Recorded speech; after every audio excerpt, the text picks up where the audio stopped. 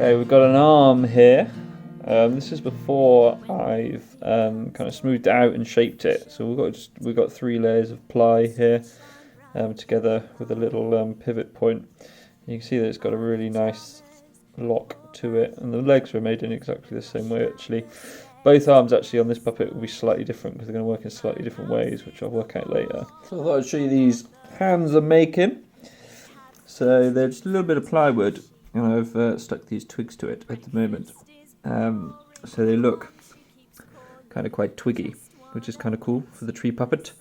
I'm going to get some milliput and squish in some milliput and make them kind of smooth, so it looks like more one thing rather than just some twigs stuck to a bit of plywood. That's the plan.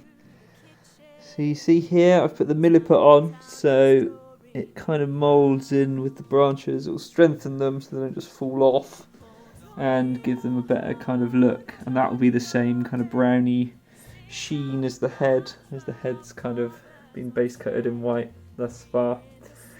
So that should look nice once it's finished. And this arm is when I'm not holding the legs in the other hand, I can then use this arm to do various kind of complex motions. So the other arm is a little bit more complicated. As you can see, there's a load of kind of strings on it. This is so I can give it control even when there's just me puppeteering.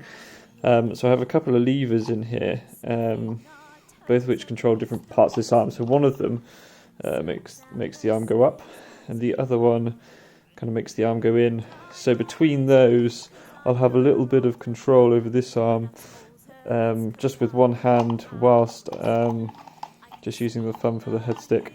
So I should be able to have a little bit of control. Even while he's walking around with my other hand, I can still make him kind of brush things aside and kind of look and things like that. But that's the plan. There we go.